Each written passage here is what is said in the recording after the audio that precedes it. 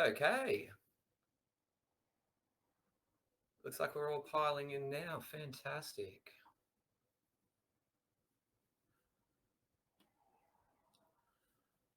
Give everyone a couple of minutes to jump in and we'll have a little bit of a talk about what's gone down and what's to come. Isn't it good to hear your voice again, Tristan? Feels like it's been forever. It's good to hear your voice, Dino. So smooth. I hope everybody's doing well. We've been waiting a long time to this AMA, so exciting time. Hey! Oh, it's Louisiana swamp rat! Wait, I gotta unmute this good-looking guy. We gotta hear that energy come through. Wait, he's gotta unmute himself. What's going on, Louisiana? Cheering. What's up? Let's see. Oh, I can click to enable camera. I might just do that so you can all see my beard. There he is. He's hey, a real dude. Hey. Oh, look, we got Dino on too. Fantastic. We are all here. Yeah, I've got the some of you might be wondering, I've got the project beard on. So I suspect this will be on for a minimum of the next 3 years. I don't think this will be getting shaved off anytime soon. By the time we're done, is it gonna be? Yeah, by the time we're done, it'll be down to my waist and grey. So that's fine. That's what we're here to do. We're here to build. Ned Kelly beard will be great. For anyone that's not from Australia, yeah, Ned Kelly's some famous outlaw. He has a cool tin hat. I don't know. That's about all I can really say about him. He's a real revolutionary. And then we've got the Goosen on the line as well. What a pleasure. It's not letting me use my camera. Turn it on. There's a way to do it. I'll try rejoin. Brilliant. I was just confirming that we're recording for our, don't want any peekers missing out because, first AMA guys, really exciting. So I guess we'll get the ball rolling because we're a couple minutes in and we do have the recording in progress. So first off, just a huge welcome to everyone for jumping on board the community. The response has been absolutely overwhelming. I kid you not. You guys have just been so supportive, so understanding, so kind while we're trying to deal with all the things that were just thrown our way. If most of you have probably been involved, in getting into a project right at launch. And as you know, things never go the way that is planned, right? We've got the Goosen on now. So we'll touch on all that because as you know, because you can literally see our faces, we want to be nothing but transparent. We want to give you guys that confidence that, well, first off, that you're dealing with real people. And we understand that everyone, including ourselves, are putting money into this. And for us, I guess that's easy to do because we actively talk among ourselves about what we're going to be delivering. Some pretty big stuff in the works. We'll touch on a couple of, because we're going to be like a multi-DApp ecosystem, right? So we'll touch on some of the DApps that we do have planned for later in the year. And what that will do is it'll really start to open your mind as to sort of what we're going for here. And what we're trying to do is build the tools for DAOs, for communities and groups and people to self-organize, to be able to pursue opportunities together, because that's what it's all about. We know that DAOs operate on a governance structure.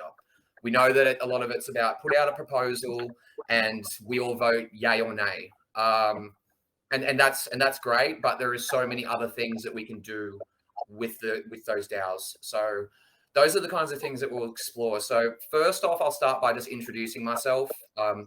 So my name's Tristan. I'm where most of us are from Australia. I've been in crypto for at least 5 years. So I got in at about 2017, like so many others. Goosen here is the one that actually got me into crypto. And I'm going to throw him under the bus a little bit because I just became absolutely obsessed with the tech. And he got a little bit scared by the volatility. He got a little bit scared.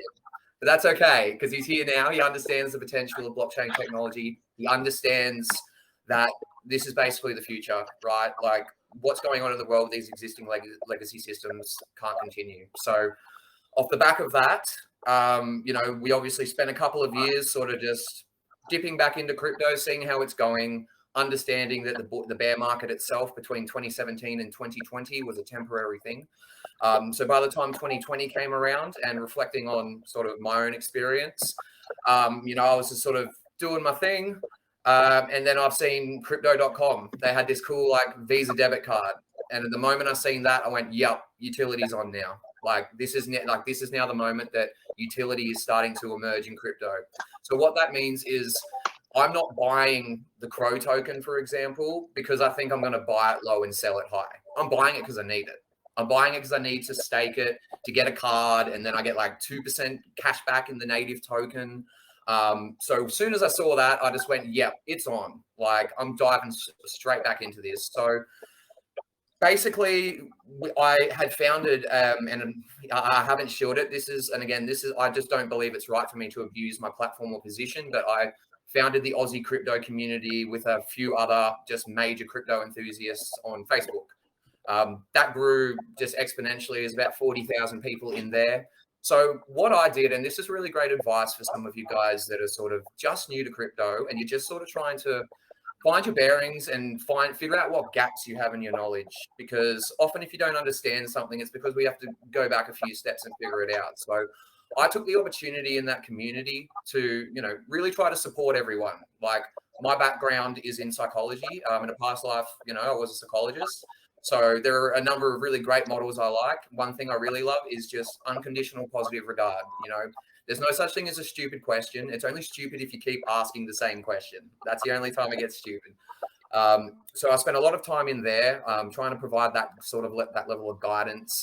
I come across, and again, I'm just reflecting on my experiences. So I'm not saying, hey guys, go and, ape into this course, but myself, Adrian, and a few other people got involved in Crypto Consulting Institute. So I felt really comfortable in my knowledge of the fundamentals of crypto. Like you can ask these guys, all I think about is how we can use the tech to do really, really cool things.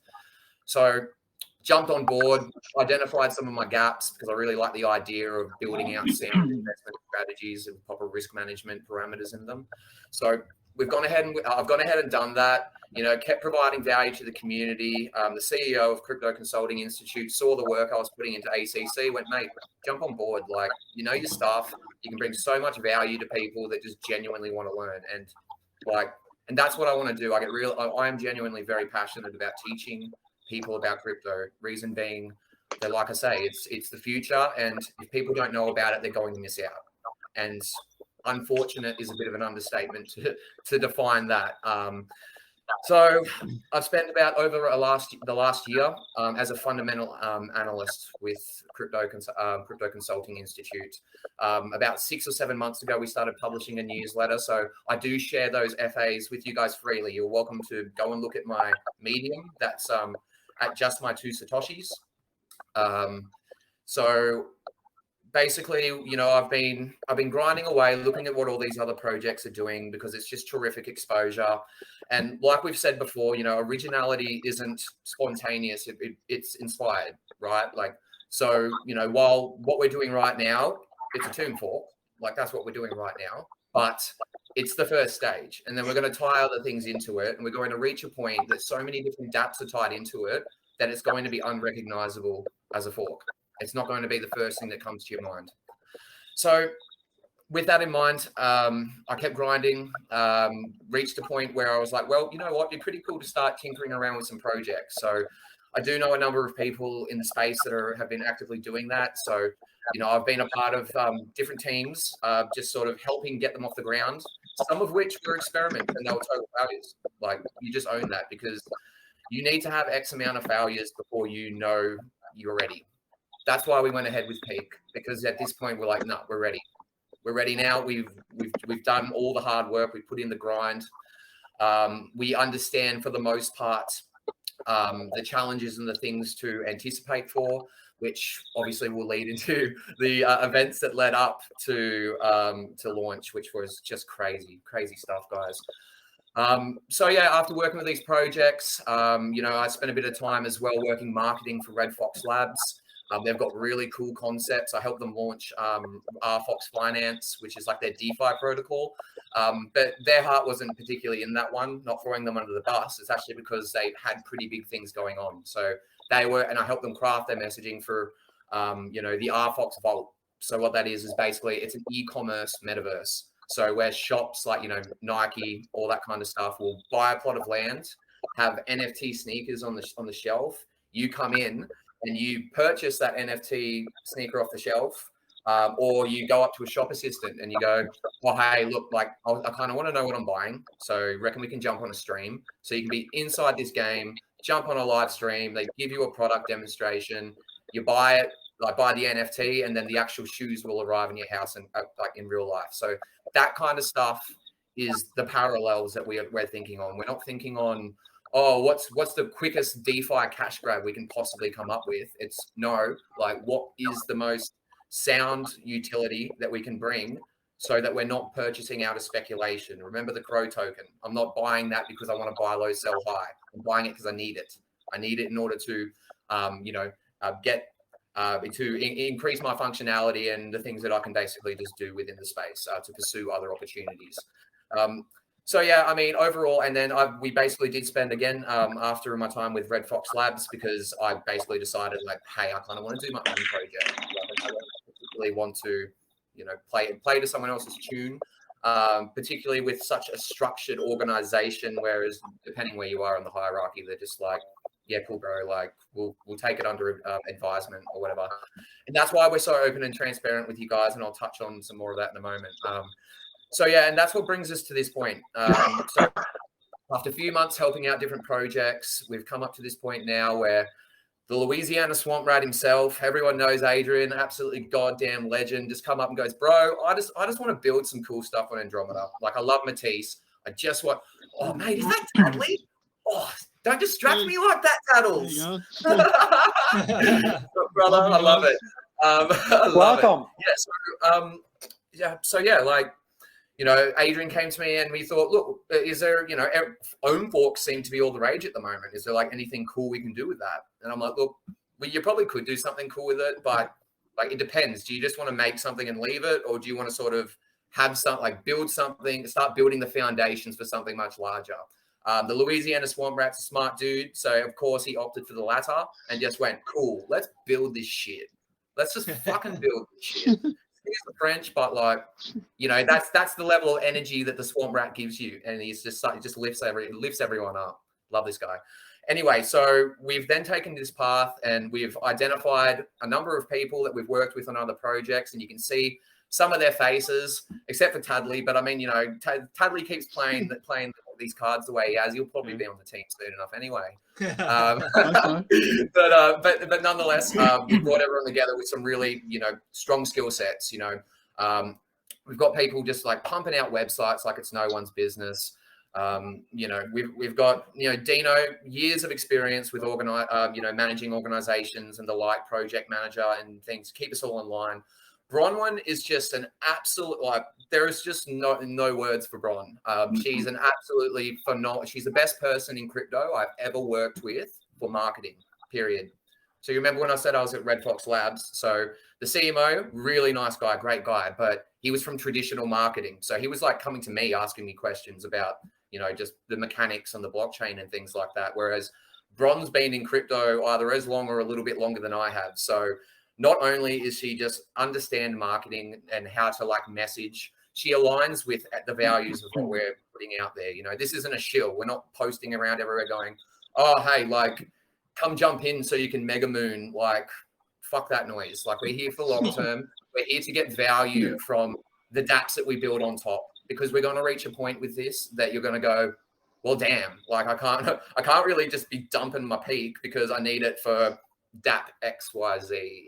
I got to touch on a little bit. You almost slipped up a little bit. Yeah, no. We're going to say, and then the thing is, guys, like this isn't, it fucking really breaks my balls to not be able just to share with you guys and just be like, here it is, here's everything.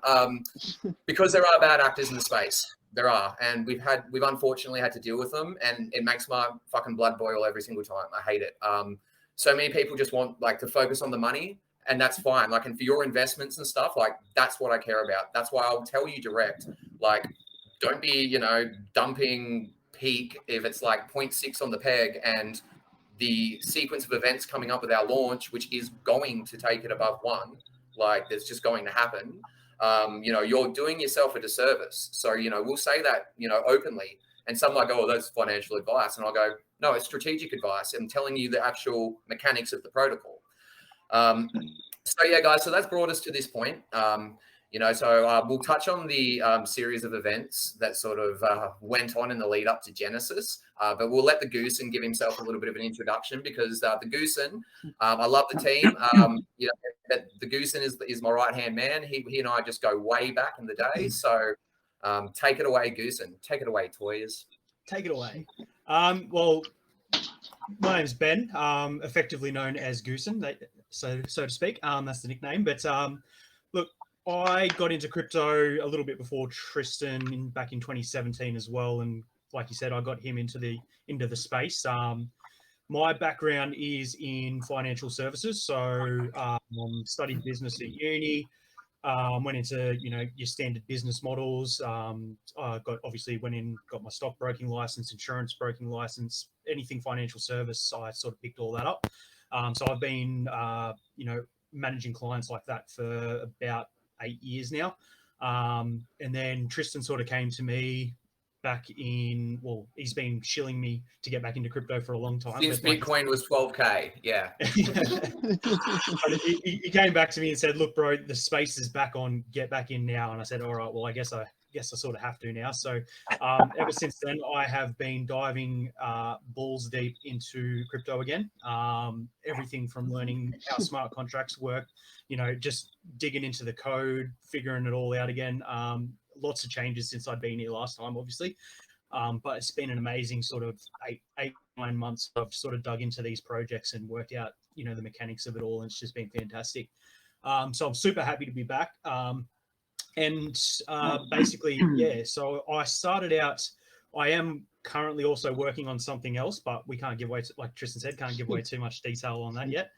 But Tristan came to me and said, look, we could definitely use your, your financial expertise and whatnot for this one. So this was back in January. They came out to me and I said, yep, not a problem. I'm happy to jump on board, help where I can. And that's sort of where my role has been in helping with tokenomics, studying the statistical mechanics behind things like Atom4, what would be required to get it onto the Metis chain.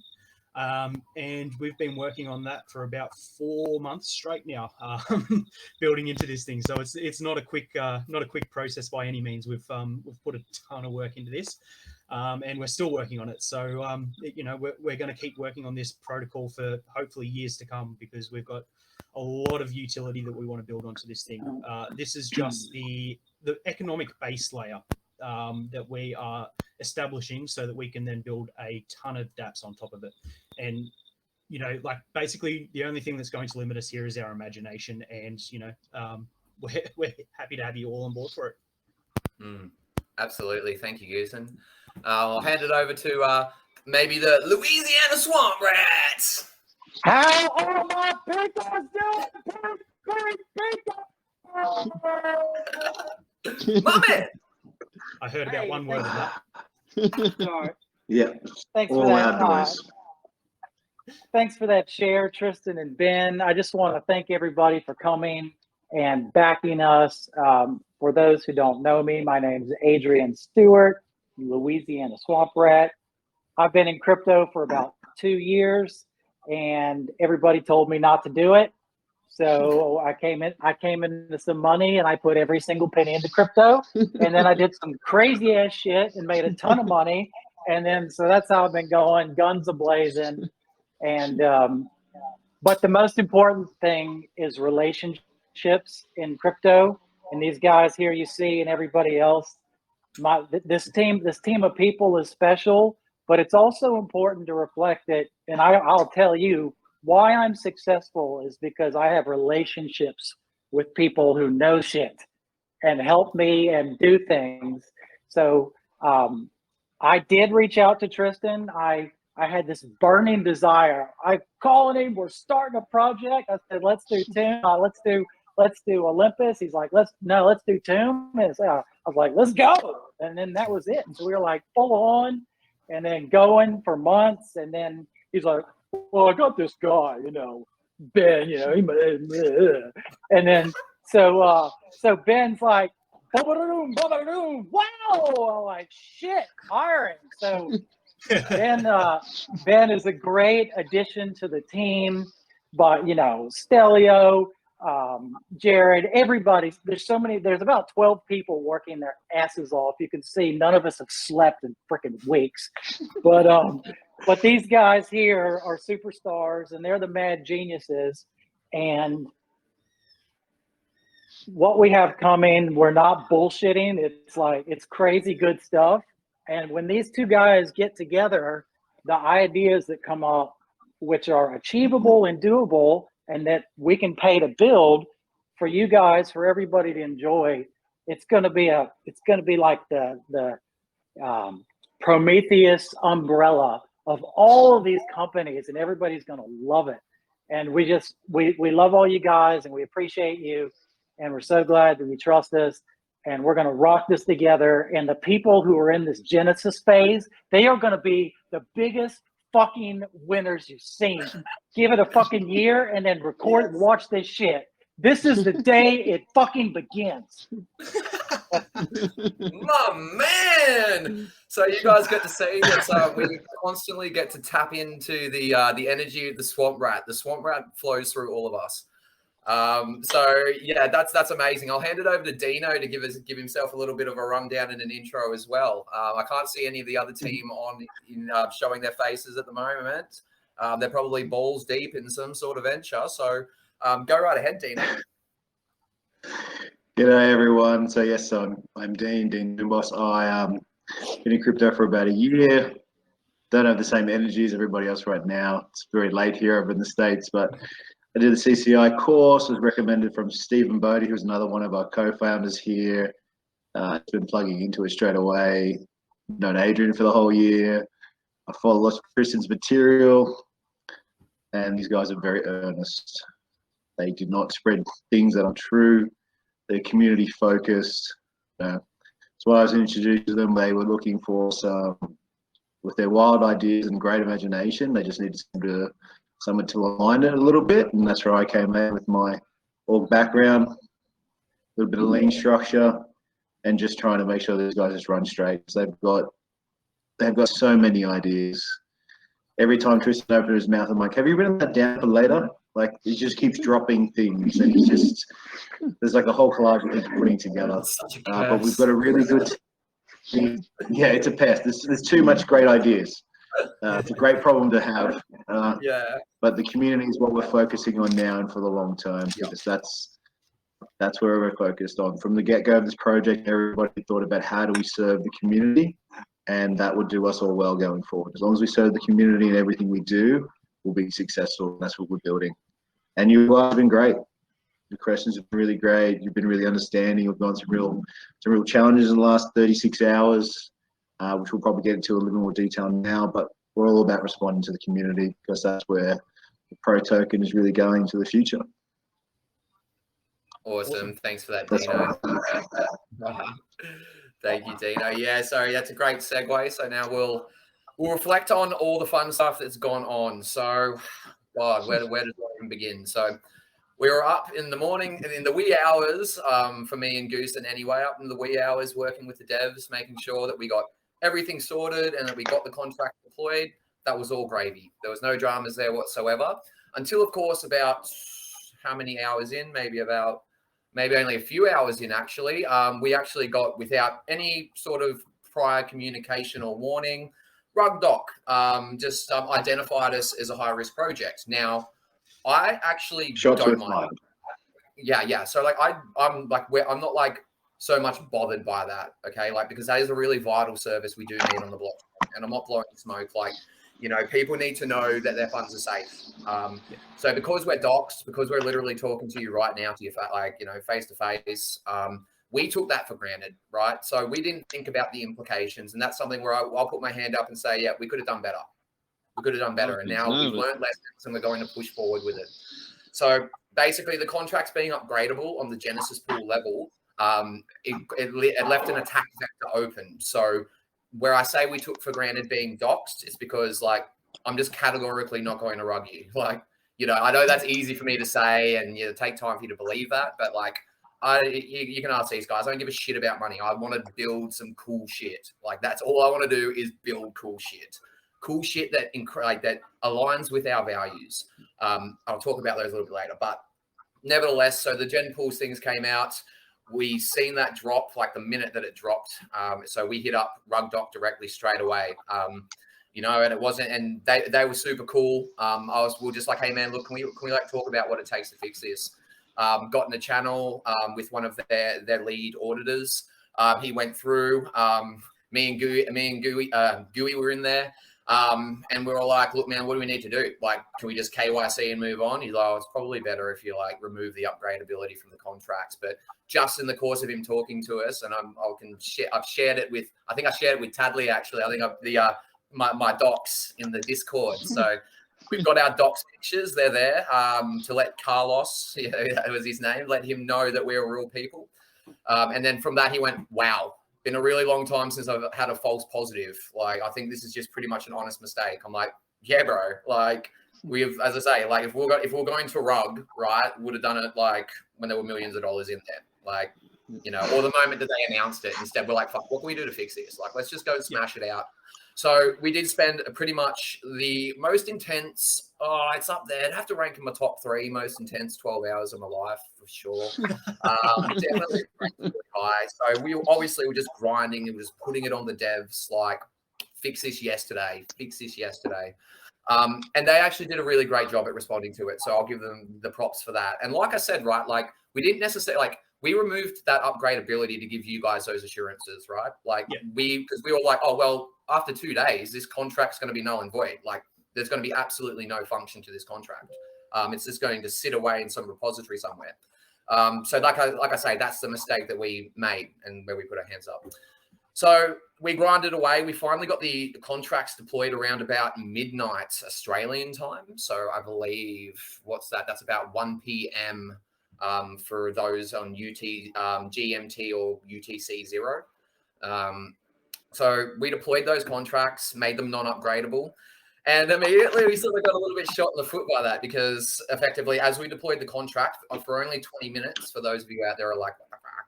Like for the first 20 minutes, there were emissions going live. So we were like, yo, Dev, what's going on? He's like, oh man, I put it your time and not UTC because it was like, right, it was 0000. So he just didn't remove, he didn't account for that being GMT 0. He did it for GMT 11, which is what I'm in. So yeah, we corrected that pretty quickly, and then we paused it and let the emissions go live yesterday for the first time. And again, we're still trying to break down precisely what's going on with the nature of these emissions as a result of the time having been started earlier, because it appeared that emissions were just like kind of insane at the beginning. So what we actually think has occurred there is that the contractors effectively played catch up. So for that, and this is why the contract will end 11 hours earlier than what we intended as well. Because it's not upgradable now, right? So the end times are basically locked in. And that's all good. I believe looking at the clock, I think there's still another 8 or so hours left. I think it's about that. So, and that's all good. So that brings us to, I guess, we resolved all those problems, I guess. And, this is where, as I say, like, I fucking love you guys. Like, you guys are so great. Like, you've been so supportive. You've had our backs. You know that, if we make mistakes or if we don't know something, we're going to tell you. We're going to be like, hey, man, look, I don't know, but guess what? I'm going to go and find the answer. I'm going to do what it takes to find the answer. So, and you guys have been really understanding that and really accepting. And as I say, they're awesome.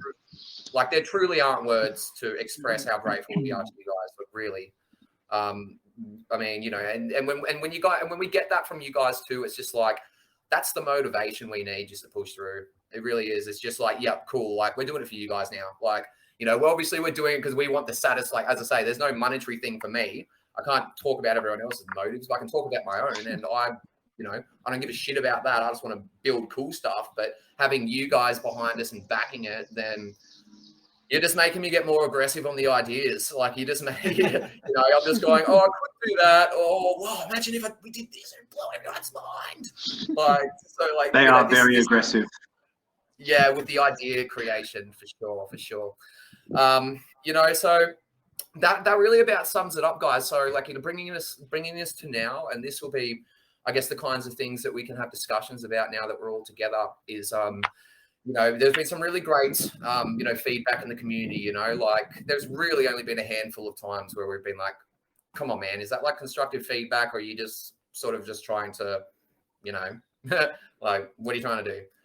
Because we'll always answer your questions and tell you if we don't know. And if that's not good enough, then it's sort of like, well, we're just humans, guys. We're humans. We're imperfect beings trying to create perfect systems. And that's inherently challenging in and of itself. So bringing it to now, there has been these discussions about perhaps we should just scrap the 2-week LP staking phase. Now, given that does appear to be consensus, given that I've also had, I won't name drop him because I don't want everyone just like, hitting him up. But one person a couple of people that I really, really trust, they're basically the most competent people I know in DeFi, just absolute wizards. They're just like, yeah, bro, probably better just to push the pro farms up if you can. So, so now as a result of those conversations, I'm like, yeah, cool. Okay, let's do that. Let's push it ahead. Of course, like, if anyone obviously, really protests against that, then, everyone has that right. If you have a solid reason for us not to, then by all means voice it here and we'll be happy to listen. But at the moment, I think the general consensus is it'd be better for us to bring the staking of Metis and Peak up with pro rewards. So that's what we're looking to do.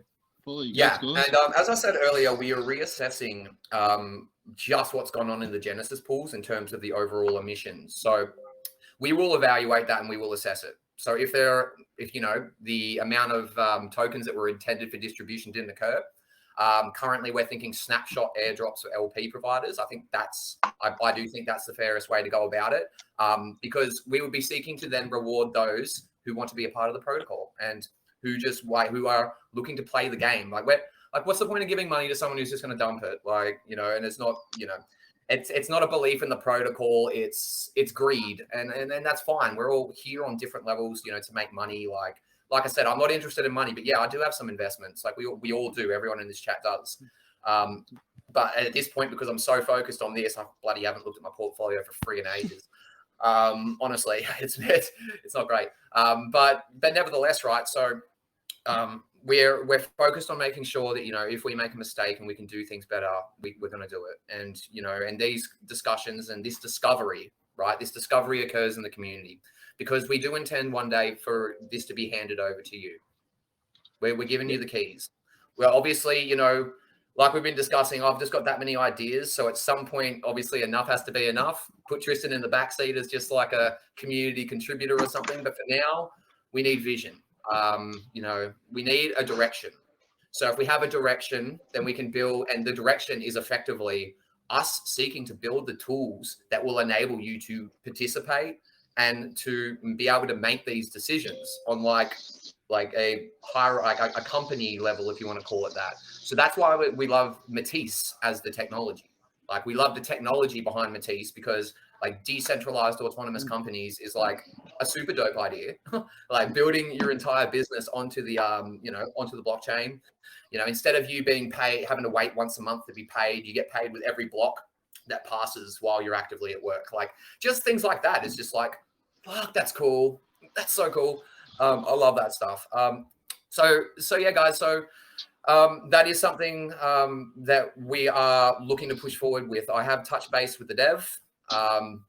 Devs do like their weekends apparently, but I've said, look, bro, you just smash this out for us and we'll give you a few days. I won't even talk to you for a few days.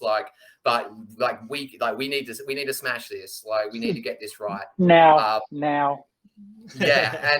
And the good thing is too, so let's talk about the actual mechanics behind this decision, right? So effectively, it's all about incentivizing that Peak Matisse LP. As I've said repeatedly through the chats, for the love of God, don't buy it when it's like like 3x peg or something, like between 1 and 2, like, okay, you're going to make up whatever impermanent loss you have as a result of that. But yeah, buying insanely over peg, it's not sustainable, and it's not going to do you guys any favors. We've seen too many of these forks take place where, you look at the charts, they're just straight up pump and dumps. Reason being, they basically act. I couldn't really put a precise reason to it, but from what I've observed anyway, there's no like, hey guys, maybe go farm it instead of buying it. Because if you're going to keep buying it and doing that, then yeah, like what goes up must come down. And the peak token is not designed to be really going like violently up and down at the start. Yeah, because that's by design as we're building those liquidity pools and we're getting that depth. And so that does take time. So for the first couple of weeks, we may see some crazy ass volatility, but we look towards other protocols such as Tomb that have hundreds of millions in their protocol, and by and large, it's quite sustainable in the sense that, you know, if you sell like X amount of tokens, you're not moving the price by like, you know, a gazillion percent. There's no like significant price impact. So once we reach that stage, then sure, like people can, you know, buy and sell, but really it's a very, very, the principles are very, very basic for how we approach this, right? So if it is above peg, then, and you happen to have some peak, okay, maybe you may sell a little bit of it, right? See what the impact of the peg is. But if it's below peg, that's when you'll go, cool, now it's time to buy.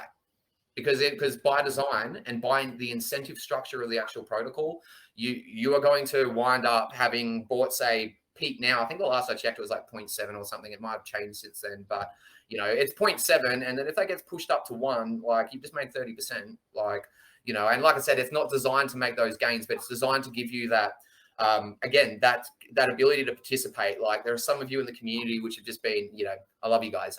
Some are like, oh, you know, I haven't really got too much to participate with, you know, like I've only got a few, how should I go about it? I'm like, bro, buy below peg. Like if you see it below peg, you know, pick some up, like, because that is how you're going to basically be able to compensate for not, you know, be able to compensate for feeling as if though you don't have enough like capital to participate. Because I can reflect briefly on Tomb, right? So again, my learned DeFi friend who I won't throw under the bus, great bloke, got me onto it. It's like, mate, get on the Phantom now. I'm like, yes, sir. So got on the Phantom, got into Tomb at around about 30 cents. Legit, I only maybe threw like about $500 on it because I didn't know much about it. I was like many of you guys now on peak, sort of going, look, I don't really know what's going on here. I'm just gonna, it's telling me to add liquidity. I'll just add liquidity and just sort of leave it there because, you know, it's only such a tiny portion of my portfolio that, you know, and then I came back over time. Once FTM went from like 30 cents to like $3, I come back and I was like, this jaw dropped. Like I just couldn't believe what I was looking at. I'm like, what? How is this worth? How's this like $500 now worth like 10,000? What's going on? Like, so that weeked me out, and that's why we've decided to go down this path, right? Because, you know, yeah, the tech and what they're doing with Matisse really is quite groundbreaking compared to a lot of other protocols. We're aware of ZK rollups. We're aware of ZK snarks. We know that on the consensus level, that is going to be one of the most powerful tools for scaling. But they're not going to have the level of functionality that Matisse does. And these layer 2, so when Ethereum 2.0 comes along in like 20 years time or something, maybe then the scaling will compound into itself, right? So it's not like layer 2s no longer are relevant once Ethereum's done. If anything, they're more relevant because now we can scale to millions because you've got the scalability of the Ethereum layer like being enhanced significantly because they've sharded it and all that kind of stuff. Then you've got like these other networks that just basically like take it up a magnitude of like by an order of magnitude of like 10 to 100x in terms of speed. So like there is just simply like, you know, we can't predict what's going to happen in the future of the price for Matisse. Like based on the nature of the tech, you know, I throw out their predictions, but I just let you know that it is speculation. There will come a time where there will be billions of dollars locked into this particular protocol. Can't say when that'll happen. Can't say whether, you know, there's going to be some sort of black swan event and people may lose, you know, trust in it for a little while. But undeniably, businesses are going to build on it. Enterprises are going to build on it. We're going to build on it. So, and there's going to be a lot of revenue coming in from all these different like these different revenue streams that we do have planned. So what I do want to touch on just really vaguely, because we are moving so quickly, there are obviously pieces of news that we can't particularly share. So, you know, like what some of our upcoming developments and stuff, but I can talk about what we've got planned later in the year. So I'll touch on just two, because I said we got so much going on. So a lot of this is members of the team, because like I said, we've all been working on various ventures. So this isn't like so you're just boosting each other's bags. Negative. We're finding ways to tie it all in together and make it work to create like these revenue streams that all just funnel back into Pro, and that we use Peak as the payment currency. So first off the block is BlockChat DAO. So that's what we're going to be rocking. That's Stelio's baby. So keeping it super high level, because again, there are people out there that are literally like pen and paper, and they've got their devs on standby waiting to front run it. Like, we know this is happening. This isn't overnight. Yeah, we know we can't obviously go too much into speculation, but we know that this is happening. Ideas are sort of because this is one of our experiences as well, right? Working with devs and stuff, is what I found is when you approach them with a really good idea, they're like, oh my God, like blown away. But if you leave them to their own devices, for the most part, like not saying this is always the case, it's like they're great at building and developing a product, but coming up with the idea, not so much. Whereas like I can't build for shit, like when it comes to code, but I can sure as hell come up with some pretty mind-blowing ideas. It's just about knowing your strengths and playing to them. So BlockChat DAO is effectively going to be the communication network between DAOs. We want to create tools for DAOs. So not just, you know, everyone, P2P or person-to-person messaging is a dime a dozen. We're on Telegram right now using basically person-to-person and group communication. But DAOs are much more elaborate because of their governance functions. So, you know, there are times when there are going to be DAOs that want to do something like work together. So what if they had the means to communicate between each other? What if they had means to, you know, because what we do is we do believe in, so my little saying is that competition inspires innovation, and collaboration leads to decentralization, because that's what we want. We want effectively to be completely detached from legacy systems. We don't want to borrow it anymore. We've seen the corruption. It needs to end. So with these tools, DAOs will be able to communicate with one another in permissioned protocols, put out combined proposals and things like that. So, you know, and that would obviously just be amazing for Matisse, because there's several products on there. Like, you know, the guys at Maya and Hermes, like we freaking love those guys. We think they're fantastic. Their products, what they've got planned, just purely the fact that they're just not like, oh, hey, get a load of this. We forked Ohm, so have fun with that. It's like, yeah, they're like us in the sense that like, oh yeah, we did fork Ohm, but yeah, that's a non sequitur. Like, we're focused ahead. Like, we're focused on building utility back into what we're doing. And we always respect any project that will do that. And those are exactly the kinds of projects that we're always open to working alongside. So with that in mind, that's one of the things that we do have in the works is BlockChat DAO. Obviously, I will leave it at that really high level description. There will be more details to come on that. I'm basically, as soon as we've secured Peak and Peak's on a roll, then basically, you know, that's when it's white paper time for me. And that's when I start smashing out white papers like it's no one's goddamn business. And I start putting out development roadmaps, outlining a whole series of smart contracts to tie into whatever kind of outcomes we're trying to achieve.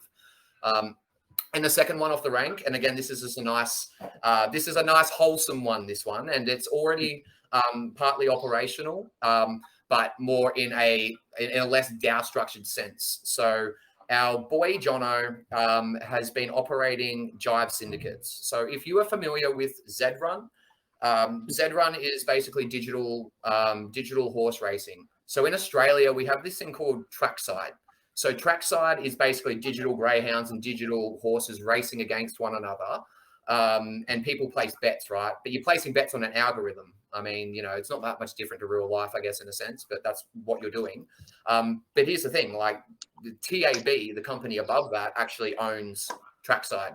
So, and those individual assets in the races No one has skin in the game for that. Whereas we look at traditional horse racing, for example, and people spend a lot of money to buy, like to, you know, purchase a horse that's got potential, like to win a lot of races, pay for a trainer to train them up, keep them in the stable to maintain them. So, and then, you know, they can go on to win like millions of dollars. So what ZRun is doing is basically digitizing those digital assets within the game, and you're basically the owner.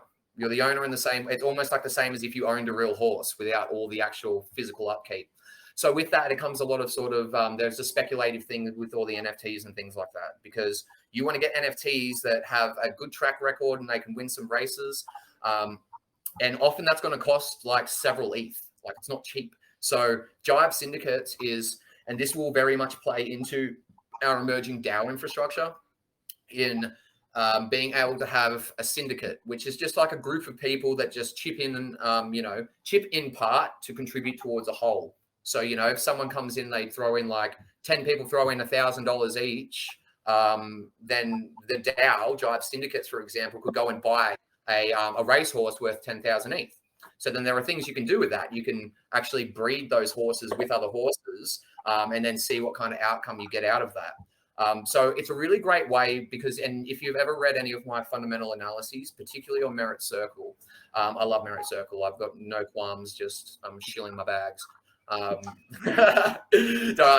Don't worry, guys. They're locked away for like years. Like, give me my Merit. Years. Years and years, Swamp Rat. Years and years. But their model's really freaking cool. So here's the idea. If you ever looked at Play to Earns, there's a great documentary on YouTube. I'm happy to share it in the chat when we're done here. But they go to the Philippines where basically with Axie Infinity, we all know about how that's just taken off. But they've gone there and people in these Filipino communities are able to borrow NFTs, and they keep 70% of the profits, and then 30% of the profits go back to the DAO. So that DAO enriches all people that are holding the token that's derivative of that DAO. So that is just a really cool model, like, because not only is it just, you know, it stimulates a lot of that sort of the actual play, like the pursuit of play to earn profits as a collective, but it gives opportunity to people that would otherwise be totally excluded. So that's how we think about Jive Syndicates in a very similar way. Because you're not going to be able, like, not everyone here can afford $10,000 to buy a digital racehorse, but, you know, 10, 20, 30, 40 of you might want to get together and pool some funds, get a horse, and you keep splitting the wins and doing all that different kind of stuff. So that's what I guess. So those are just two. Those are just two. And they're not, like I say, they're obviously like freaking awesome, right? But like the other things we're sitting on is just like bloody. So like, yeah, so these are the kinds of things that you can look forward to. And these are the kinds of things that will give you insight into our thinking around this. So I feel like I've rambled on now. We've gone about 45 minutes. So I think, you know, if anyone else has anything to chip in, no, I was just going to say, we do have another announcement, but that'll be mid-April. And that is just in regards to a very big undertaking, to say the least. Adrian's got his ear out there, but look, we can't give away too much detail on that, but mid-April is when we will be dropping that alpha, and it'll be a big revenue stream. So we're looking forward to dropping that one on you guys soon. But I guess now's probably a good time to open it up for questions, really. Unless Adrian wants to jump in. Wait. Let me, I just wanted to welcome all my peoples in here. We got J-Red. That is the grooviest videoist mofo you've ever seen. Looking good. He's upside down. I don't know what the fuck is keeping him upside down, but those are some strong hooks. He's so right side up, bro. He's upright for me. Well, this is how our relationship maybe you're upside down. Anyway. So, Paul, what's up, Paul? Clip Dion, Clip Peak Mod, you're the man. Jono, Adelaide Swamp Rat, that has got to be. Man, Adelaide, man, thank you for that name change. Who else we got in here? I saw Peter. What's up, Pete? We got Mick, DJin, Tim. All right, I'll shut up. I love all you guys. Good to see Colby in here as well. Lots of questions from Colby in the chat. Colby, who else we got? That's good. All right, so let's get into those questions. give us the hard balls, and we'll see out of Tristan and I, because we're both hotheads, who loses it first. Yeah, so just raise your hand. Oh, sorry, if Jared wants to, if Jared's there too, you can quickly say hi. And if anyone wants to raise their hand to ask a question, we'll go ahead and unmute. I only said my money's on Adrian to lose his shit first.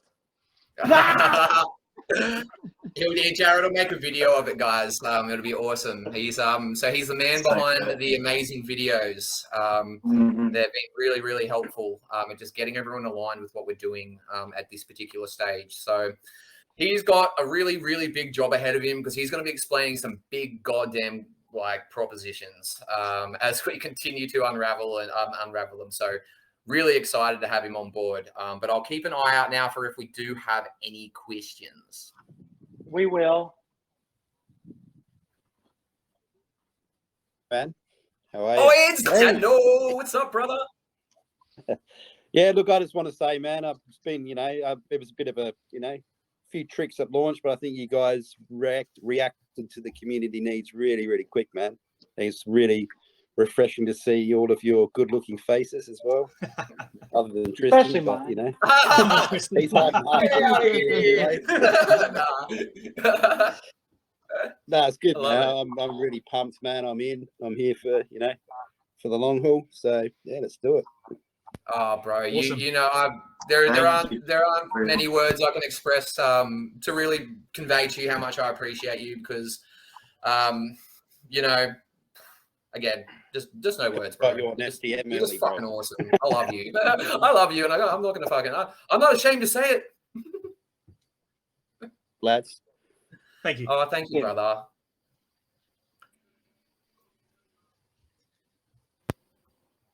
Alrighty. All right. Anyone else? Don't be wanna shy. jump in? We can see the tattles. Can I Let's go, little ask a question? tads. What? Go for it. Yes. So don't take this as a criticism. I'm completely new to this space, so I'm just learning. So I understood it was a fair launch.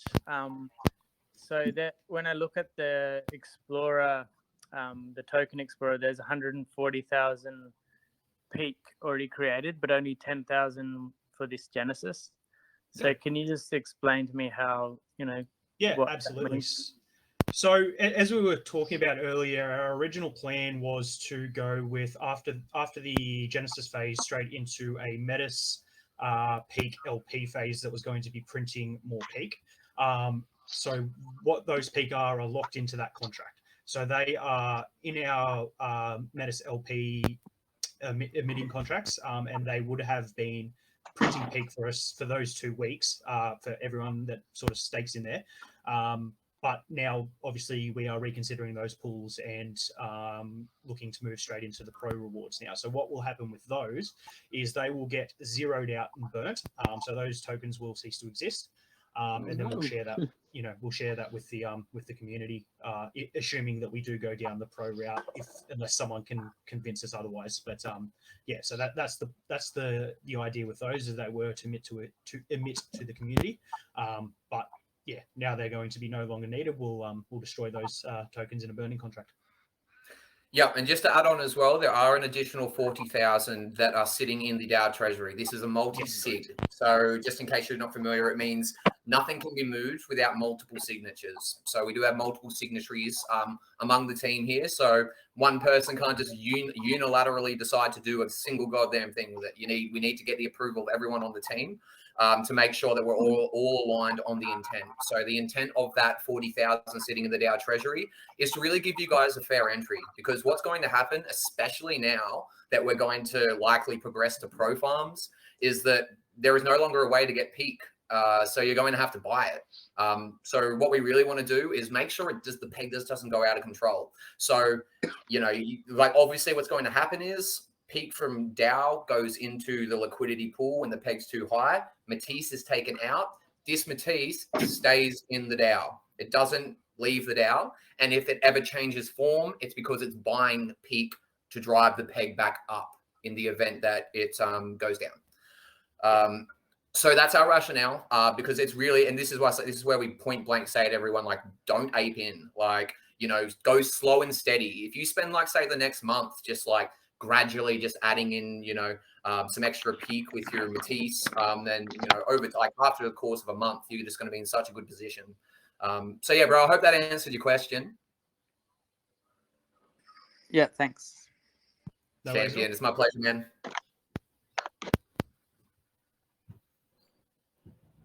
All right, who else we got floating around? Hey, Paul, how you going, Hey, man? Paul.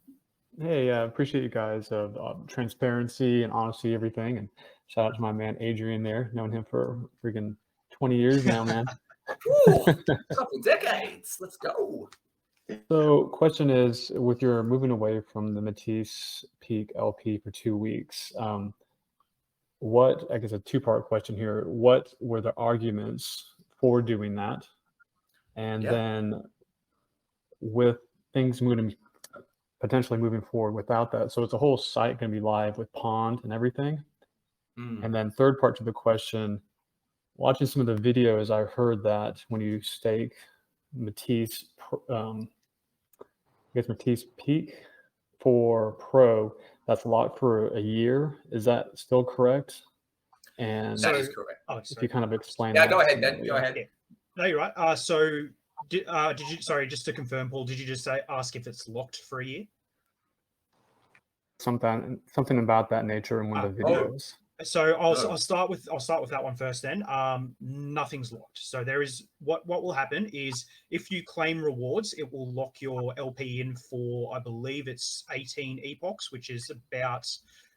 Correct me if I'm wrong. I think that's a couple No, I of think days. it's 3 epochs, bro. 3 epochs and 6 okay, hours well, per that's even epoch, less. so 18 hours. Yeah, 18 and that hours, locks when okay. you harvest as well. Yeah. So basically, what will happen is when you claim rewards, it will lock your LP in for that 18 hours. After that, you can pull it out, or obviously you can just leave it in there and keep claiming rewards. That there's no issue there, but you're not locked into anything for a year whatsoever. So the year is how long those LP farms will keep printing Pro for you guys. So the emissions will happen over the course of one whole year once we start those emissions. Okay. So the LP isn't locked. I could withdraw. Correct. Okay. Yeah, that's right. My confusion there. Okay. And yeah, and to follow up, I guess, as well on what you were touching on, the rationale behind us actually agreeing that it's a really sensible idea for us to transition or rather scrap the 2-week LP staking phase.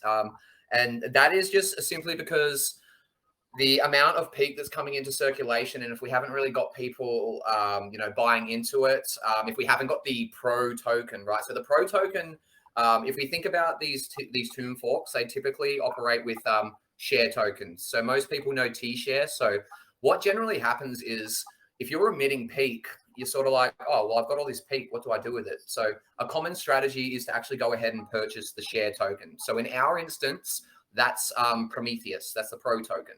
So the idea is that, rather than just sort of leaving it to fate a little bit with the 2-week LP staking, because, if it did wind up being a bit below peg, like we'd find the means to recover it, but that's just not the kind of, experience that we want you guys to have. Like it'd just be so ideal if it just, in an ideal world, that just stays 1-to-1. So you don't have to deal with like that impermanent loss. So we've decided that, we've agreed with suggestions made that, if we actually just sort of scrap out the 2-week LP staking phase and just go straight to Pro, then there's already incentive. Well, there's two things. There's already incentives to supply liquidity. So we're incentivized to put in Peak and Matisse in order to get Pro. And then the second thing is as well, we can actually then just leave it to the protocol to decide how much Peak should come out into circulation.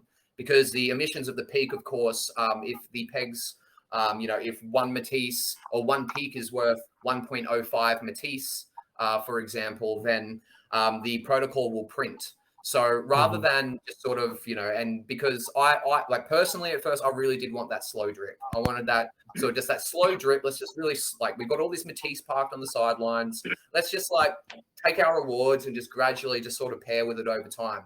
But no, some really good points were made.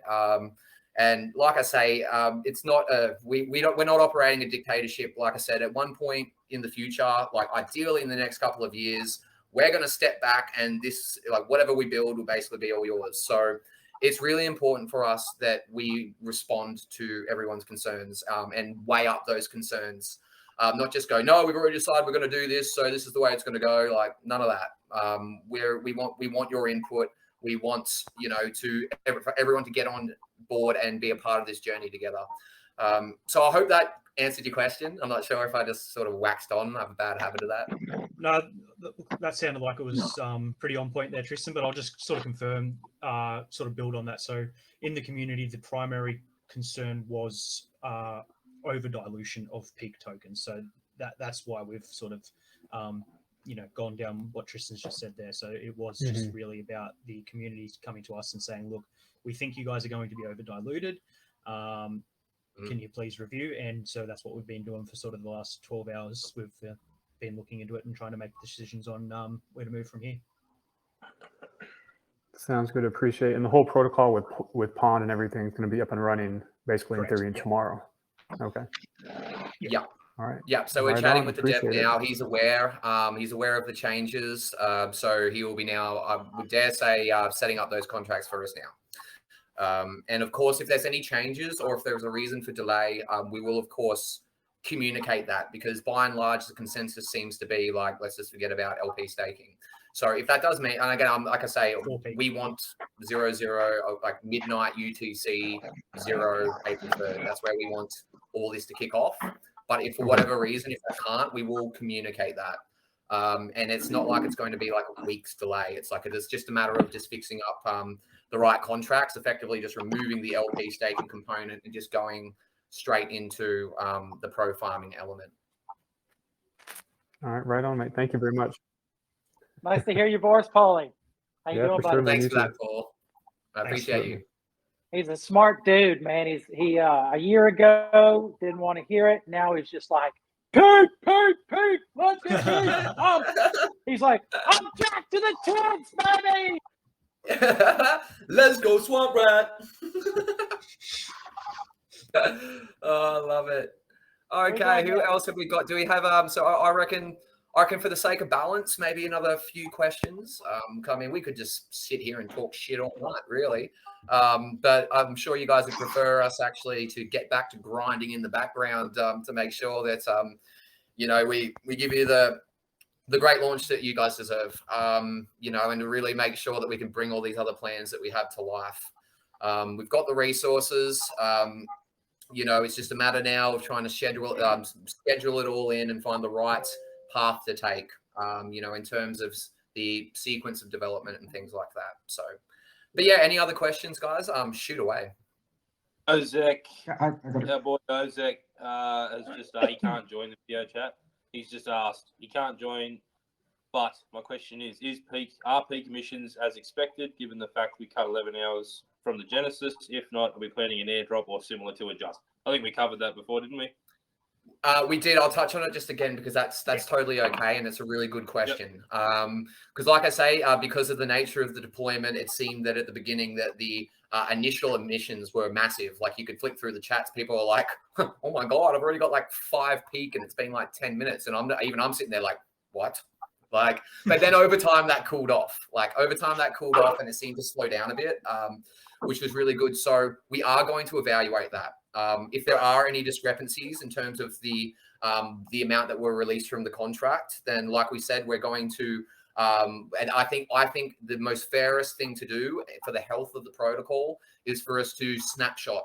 So again, we've got people that are capable of doing that. They literally do it for a job. So they can snapshot it and basically try to make sure those that supply liquidity within a particular time frame will get a proportion will share in the distribution of the airdrop. So let's just say like the number was floating around 5,000. Again, I honestly, I don't quite know where that comes from, but we will find out, as I said, more about that and get 100% confirmation. But let's just say there were 5,000. Like, let's just say that. So let's say there were 5,000 in the mid. Okay, so let's go supply liquidity, start getting like stake pro over time to start getting the peak emissions from the inflationary epoch. And if you guys are just, doing your thing, like if you're just, if you're like just staking it, putting it back into the LP and you're doing that over the course of like a couple of weeks or something, then we'll go, cool, snapshot confirms between this point and this point. This address has supplied liquidity. So we will definitely be distributing through an airdrop in the event that there is a discrepancy. But that's a really good question. Really good question. All right. James Chong, he's in the chat. He said he's going to unmute. For some reason, the hand up button's not working. So he's going to unmute himself now and ask a question. Yep. Oh, go for it, brother. How you doing, guys? Good, thanks, James, how are man. Hey, James. Good to Hey, hear from you. I just want to say when I first, good to talk to you all. When I first saw the marketing and stuff for this project, I thought, gee, this looks a bit too professional. I was a little bit suspicious, but now meeting the team and hearing everything, I'm like, all right, it's got. Honestly, I yeah, love you've that. done a great That's a job with all compliment. that, so- That's a great compliment. They're too good. It must be frauds. They're going to steal all our money. Their shit looks great. Hey, we've been down that rabbit hole. I mean, we all have. You know, we've all been I mean, Yeah, they say exactly. you're not a DJ I've until you been get there. rugged, so- yeah, they say Yeah. you're not a DJ until you get rugged, and unfortunately, I've been on the receiving end of a few of those, Yeah, and I've it been freaking rugged, so- sucks. But All right. Well, call me Mr. DJ. But so this is all really good, and so yeah, I mean, when I first heard about read about the concept of the whole LP, building the LP, I thought, awesome, that's a great idea, as I'm sure you guys did. But then, I woke up this morning, read some of those messages, and I think, holy cow, that's, I think we're all coming from that whole community-based approach. We all have that mentality, and you kind of forget that not everyone out there thinks, and that's what ends up ruining ToneForks, right? So and the fact that you guys just so quickly were willing to adapt to that situation, wow, I'm like, wow. And combined with the whole Origin pool contract, like, it's great that happened because it just helped to give confidence to everybody in the beginning. Look, I've been in a few ToneForks and things, but I'm not an expert on tokenomics. But I just had a crazy thought, and I thought, worth running it by. Instead of doing, I guess, so first of all, the issue that I see as with that whole LP is that there's probably plenty of people that would be willing to put in their metas if they knew there were other people committed, right? But it's a timing issue, isn't it, right? Because whoever gets in first, of course, those people who ruin everything, they're going to friggin' dump on it. So it's how do we get in safely? I was thinking, well, what about if you set up some kind of pool? And at first I was thinking 7 days, but now I was thinking, this is crypto, everyone's impatient, like, everyone's here, everyone knows about the project. What if you were to make like another 2-day pool or even a 24-hour pool, and you said, look, all right, those 10,000 the peak, we've got a target, so say it was 100K metas was kind of roughly what it would work out to be. Put in your metas. If we reach the target by the time limit we set, all of that will get put into LP immediately. And if it doesn't, if we don't reach the target, okay, everybody. Oh, and sorry, I guess the other thing is that the peak, all the peak earmarks for the slow emission just gets divided up between all of the people who contributed to the pool. If at the end, if it reaches target, okay, that's in the LP, mission achieved. The whole advantage of that happens.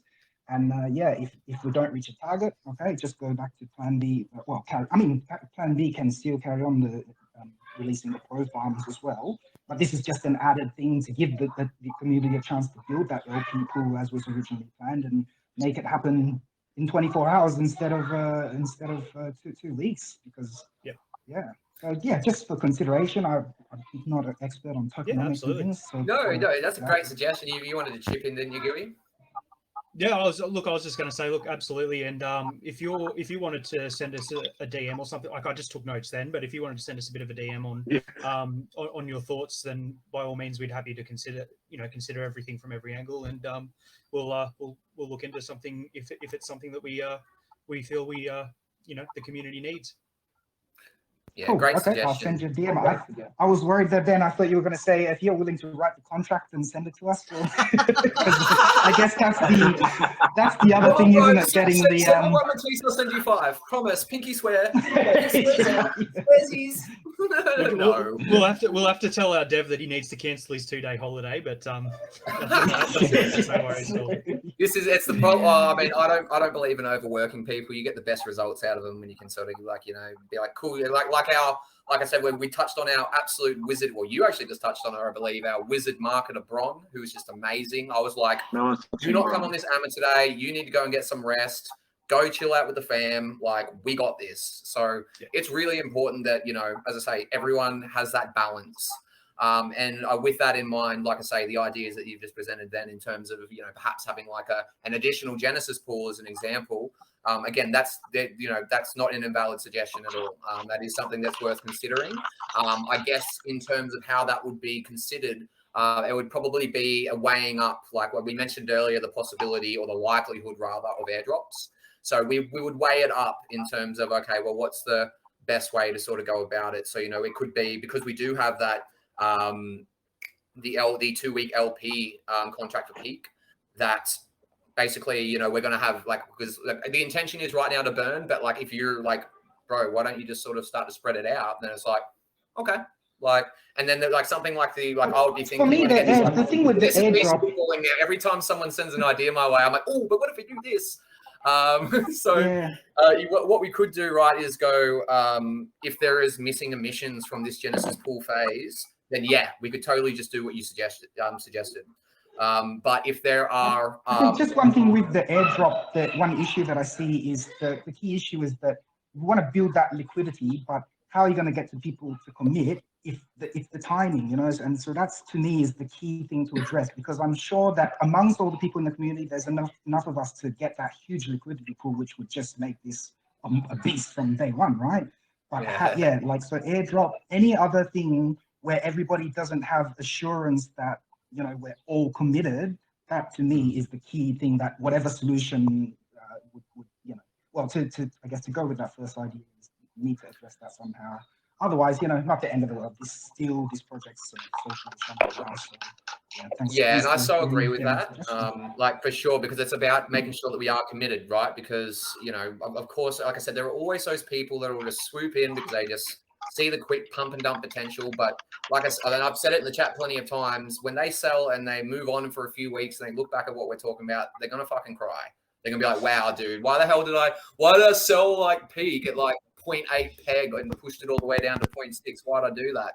Because now I've just like done myself a disservice. That thing's going to go through the moon with that utility.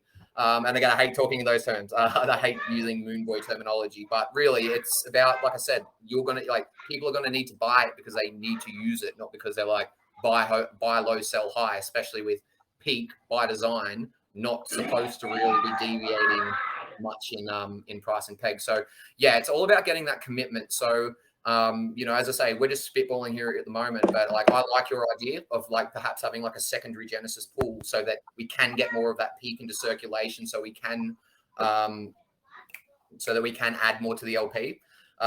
So, you know, lock up that Metis, you know, that's the key, isn't it? Yeah, so I think like my personal view on it, and again, we'll chat it out. It's for everyone to talk about. My personal view on it is doing like the stages of airdrops. So like right now, as an example, we could be looking at it like you say and go, oh, well, there's not really much Peak in circulation. So then you might see those that have already started to supply what they can with what they've got. And then those could be the very people that will go, okay, cool. Like, and again, this is just me spitballing. So like, okay, cool. So we've got those 5,000 extra tokens that were meant to go into Genesis. Like, again, we need to assess those numbers. But like, let's just say that that's the case, and we'll go, okay, well, everyone that's provided LP within like 3 days or something, we'll go, cool, airdrop them. Like, here, have some more Peak. And then you've got more Matisse on the sidelines. You can get that Matisse and then pair it, making sure we do it 1-to-1, or at least not a significant deviation away from that, because we like, please don't hurt yourself, guys. If you see the peg at 2 or 3, for fuck's sake, don't buy it. Please, for the love of God, don't do it. But yeah, like, no, your suggestion is definitely valid, and those are the kinds of things that I'm thinking about as well. In terms of and these are the kinds of reasons why we love this community as well. The fact that you guys are coming in here and talking about tokenomics and stuff like that, and not just, you know, chanting in the chat buy and when moon, when Lambo. Yeah. Like, we really do appreciate it. When moon, Lambo, fuck off. Sorry. So you know, thanks heaps for coming in here and suggesting. And like I said, send me a DM, and we're definitely happy to consider options as we move forward if we do need to increase liquidity within the Peak market. Perfect. Thanks, guys. Really appreciate all your hard work for giving us all this opportunity to participate in. Awesome. Thank you, James. Love you, bro. We appreciate it. My man. Guys, thank you. All right, I think we got maybe one or two left. How's it looking, J-Rad? So I was late. I don't know if you've answered this. Pro emissions, when are they starting? Okay, so currently at this stage, right now, what? No. So yeah, as I say, we've got the dev assessing that. I'm like, bro, like, what's the likelihood we just scrap this LP contract and run with Pro? Is it doable? He's like, yeah, it's doable. So at this stage, and if anything does change, and I know it's going to be really hard to give super timely notice because of how quickly we're moving to try to adapt and change to, suit the recommendations of like really great cases that have been made to, basically scrap the LP staking phase. If we can, as I say, remove that and then just go to straight up to the next step. We're looking for April 3rd, midnight, UTC 0. Now, we're a bit lazy with times. Like, I'm just like, okay, look, that's the easiest time. UTC 0, I mean, I could operate off my time and I'd confuse even myself. So, yeah, so we are aiming for 3rd of April, 3rd of April, UTC 0, midnight. So, and if that changes, we'll let you know. Well, yeah, even if it's like, like I say, in the worst case scenario that we have to wait a couple of days, right? Like, I think we'll be okay with that. Like, nothing changes in that sense. Like, everything's being emitted. We're all just sort of chilling out, just waiting for the next stage because it's either we, and again, I'm talking worst case because it is highly likely that we'll be able to get it out, which is really cool. Yeah. But, in the event that it doesn't, then we'll just go, okay, well, let's just hang on a couple of days until we can get it sorted because it's either go through this LP staking phase for 2 weeks and all the arguments that people have like rightly made come to fruition, and then it harms, like it negatively impacts the protocol, or we wait a couple of days to make sure that we get it right. Because it's really important for us to get it right, because once we get this out the gate, guys, that's when, right now, we're laser focused on peak. Like, we do talk about all the great ideas we have going on, but right now we need to basically make sure that this goes as well as possible for you guys. Because as I say, our position is that obviously we want this to do well, but this is just like the first step. Like, all the other dApps, just like, we're like, oh man, can't wait to start tying some dApps into this bad boy. And then once we do, like I say, the state of the protocol will reflect the quality of the dApps and the utility of the dApps as they come out. So even now, if like in the next month, for example, you experience crazy volatility, don't be disheartened, because once we start tying dApps and things and using Peak as a payment currency in various dApps and using Pro as basically where the revenue gets filtered in, taking portions of revenue, using it to buy back and burn the Pro token. Because obviously, as we know, this increases the price floor of the token. And then when it buys and sells, it's of course going to burn, because we've got that 10% fee on the Pro token too, which is going to be really important. It's going to be really important in order to build that treasury. Because like we said, our main treasury manager is just like, guys, oh my God, when treasury? Like, I want to go like Mega Moon. Like, he can talk like that. That's fine. You can go Mega Moon, Steve-O, like, because that's literally comes with the territory. But as for us, we need to build him the tools to do that as well. So, and once we sort of get that all out, then like I say, you're going to see some really cool shit with DAOs. Awesome. Any other questions? I'll just rapid fire some shit. Everything seems to have settled down now. I think we've answered everything. Brilliant. The YouTube, I'm going to shill it. It's got a lot of informative shit. There's a lot of questions that you've been asking, and we're happy to answer them. But a lot of it's covered in the videos as well. So please go and watch it, like and subscribe. The TVL in the deprecated pool, there's still like 14,000. Has anyone just reminded people to get it out? Who have we got here? Justin Sick Foundation. Yeah, the boys. Oh, hey, Chelsea! Looking good, brother. What's going on? Fuck all, brother. Just doing the studies, getting ready for Bored Ape Yacht Club land sale, kicking and ripping it. You know how it is. Oh man, don't give away too much, bro. You might be branching off our protocol pretty soon, bro. We got some cool shit planned, and you've got some pretty cool shit planned too. Hey, plenty of ideas, isn't there? Man, Honestly, it's so yeah. So here's another guy right here, folks. He and I bouncing ideas off each other is generally just like, oh my god, I need to go sit down. Like, I need to go sit down and like process it. That's where I need to go to the pond. Just go relax by the pond. But no, yeah, no, that's really cool. So that's something that we do do as well. And again, this is something that maybe this is the third piece of Alpha in terms of how we did share 2 pieces before Juzzy, I think before you jumped on. So we spoke about Block Chat DAO and having the infrastructure for DAOs to communicate and do like combined proposals and things like that. And then the second thing we've touched on is, and Papa Jono running that Jive syndicates like a boss. So, we're looking at, cool, well, what tools and infrastructure does he need to run a syndicate, basically? So that's the kind of stuff we're looking at. But what Justin and I also do is, well, mainly Justin, this is primarily his baby. I'm simply a multi-sig. I simply hold the keys. There is this really cool thing called Satoshi Island, and I'll let Justin talk a little bit more about that if he wants to, but I'll give a really high-level overview. Basically, in an economic exclusion zone within Vanuatu, crypto Bitcoin maxis have gone and bought this island in the middle of like Vanuatu, and they're going to actually break up plots of land on this island, give everyone these NFTs that basically signifies citizenship. And then if you're a citizen of Satoshi Island, you can actually then go, I don't know if it's auction style. I'm just interested in it. So I'd actually love to hear Juzzy tell a little bit more about it, and I'll shut up. The world's first tokenized island, where the whole island is being tokenized. So the citizenship to the island is tokenized, the property to the island is tokenized, and the actual buildings on the land will be tokenized in the form of these modules, which an engineering and manufacturing group are building through an architecture firm. So that's through James Law Architecture. So then they're based in Hong Kong, and they've got manufacturing facilities in Shenzhen. There's a deep water port there in the northern island of Santo in Vanuatu. The government has just spent tens of millions of dollars renovating the port there in Santo. So it's now able to bring in big container ships, big cruise ships and all that sort of stuff. And this northern island of Santo is actually a free trade zone, a free trade economic zone, as well as the whole country being a tax haven in itself, with zero capital gains tax, zero income tax, zero death tax, all of those sorts of things. So it's one of the most crypto friendly jurisdictions in the planet. You can buy citizenship in Bitcoin. It's about 100K, 120K or so in Bitcoin. That's if you want to be a citizen of Vanuatu for fully tax purposes. You can live there without being a resident for tax purposes. But that's if you're making big crypto cash and you want to work out, a tax advantage strategy.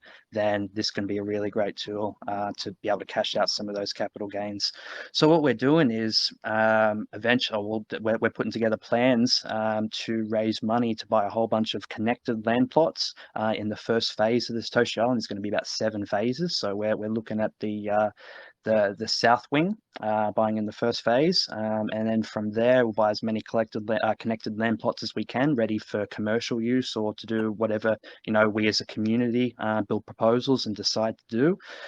From there, we work out how we're going to pay for it. So we've got the option to either sell half of the land shares, because if this goes off as a success after the land sale, it's potentially going to be some capital gains, so we can evaluate and say, hey, do we want to cash in half of these land plots to be able to go and develop this land to build these accommodations for renting for full-time employees looking to move to the island to set up their satellite business hubs? Do we want to build better, whatever we want to do? So we'll put those plans out to the community. We'll raise the money to do so, whether we have to sell some land plots or we have to do a further raise, a non-dilutive raise, to issuing more shares of the funds, and then from there, so that's the idea there. But the basic island idea is there's going to be 2,100 land plots on the island, in this island, which the team owns. Each land plot is going to be fractionalized further down into 10 NFTs. So if you own all 10 NFTs, you own the full land plot, and you can govern it and do what you like with it, as long as you also hold a membership, a citizenship. So you need to hold that social island citizenship, which are being airdropped out to 21,000 people. And then that citizenship gives you the rights to develop and build on your land, and you'll get, a bunch of access and things like that for holding citizenship. So that's the gist. Hell yeah! Thank you, Juzzy, for that. Thanks for that was a sharing. really Appreciate great share, that. guys. What that I'll shut up for a second, but I just wanted to say real quick because obviously I'm biased. I'm a multi-sig with you, so like I'm really obviously super interested in these developments. But the thing is that these are the kinds of things that we're thinking about over here, like at Peak, things we're going to do with Pro, all the other crazy stuff we're going to do. So that's just like, again, that's insight into like, oh, okay, yeah, cool. We could just do like a bunch of DeFi protocols, or we could see how we can like use the technology to do cool shit like fractionalize like ownership of land on an island, which is effectively sovereign and has no like it's a sort of like this economic jurisdiction that's like, effectively excluded from, well, most of us are in Australia, and the tax situation here is just an absolute joke. So Pretty obscene. obviously, yeah, bro, it's bad.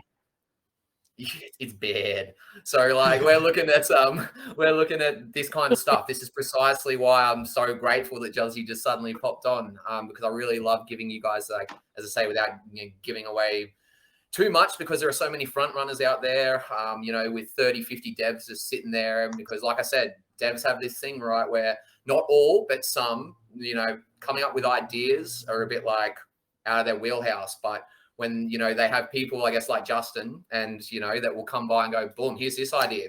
And then they're like, how quick can we build it? Like, what do we need to do to build it? Give us a plan, man. So, yeah, no, I love that. Thank you so much for sharing, bro. Really enjoyed listening to you. Thank you. Yeah, it was really good. Yeah, really good. All right. Well, have we got? We've nearly been going for an hour and a half, and again, I could go all night, but I don't want to hold everyone up. So let's if we got one more question. One last question. Yeah. Yeah, we'll take an one emergency hot one. Hot one. There's nothing in the chat. Nothing in the chat. It's all right. Awesome. Cool beans. All right. Well, all right, guys. Well, I'll tell you what. It's time to wrap it up. Yeah, I mean, it's been a great for our first AMA. Like I said, I'm genuinely so happy to have you guys on board with us. Like it's so cool. Because the things that we're going to do and move on to do, and I know you're all just, again, we've given you a few glimpses of the kinds of things that we're going to be doing, and it's probably likely even that. Like I felt like we should at least give you those tidbits, right? Because you guys have been so good with how we've been evolving and constantly having to shift due to these challenges that are just emerging and being thrown at us. I guess you could say that. I'm like, well, let's give you guys a little bit of insight on what you can expect. So the types of things, like I said, like block chat and like Jive, for example, like that's the kind of thing that we'll be looking to support with our infrastructure, and block chat basically being like, because we know blockchains effectively all they do is send messages, right? Like that's pretty much what a blockchain is. So how do we sort of build these sort of cool layers on top where DAOs can actually start collaborating with one another? So that's precisely the kinds of things that we're looking at doing in the future. So really, really grateful, really, really happy to have you guys on board, and I fucking love you guys. Much all love. the way. You want to sign off, Swamp Rat? Yeah, just I just wanted to say that I'm really glad that we started this project, and Tristan and I, we started it, and everything has just clicked, and there's been some problems and complications and frustrations and delays, but through all of that, all of the seemingly setbacks we had ended up being beneficial in every single way every time. We're like, oh, it didn't happen. Oh, that turned out better. So everything's just been natural and easy and light, and we've had some blow-ups and some issues, but as a team, we're always tight and together. And this team of people is the best team I've ever seen. I'm 47 years old. I've seen all kinds of shit around the world. I've never seen a team like this that is so in harmony, just perfect fucking harmony, just like bam, bam, bam, bam, bam, just working like mad for months, So We're devoted. We're devoted to you. We want you to succeed. We want you to join us on this ride. And we're going places, and we love every one of you. And I'm so glad that you trust us with your money, because we're going to hopefully make it grow to way more times. So peek your asses off, because we're peeking. Hell yeah. Thank you. Alrighty. Let's wrap her up, Yeah. guys. Guys. Jimmy wanted to say a little outro. No, I was just going to say thanks everyone for joining us. That's all. All right. Glad to have you on board. All Thank right, love you. you guys. We'll be chatting heaps in the obviously in the chats, and any questions, of course, we'll jump on and we'll give you the best possible damn response that we can. Big love, guys. And we're going to share the recording. We're going to share yes, the